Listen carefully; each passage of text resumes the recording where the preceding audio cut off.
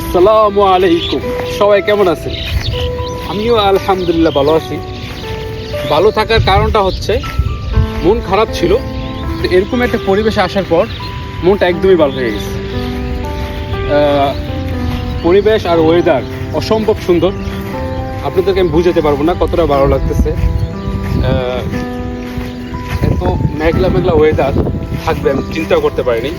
রাতে হঠাৎ করে ঘুম ভেঙে গেছে, সকালে ফজর নামাজটা পড়ে বের হয়ে গেছি।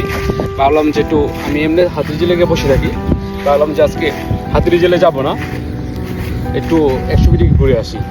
পরে 100 ফিটে আসার পর ভাবলাম যে যেহেতু নতুন ব্রিজ হয়ে গেছে, ব্রিজটা পার হয়ে এ পাশে আসলাম। অসম্ভব সুন্দর একটা পরিবেশ।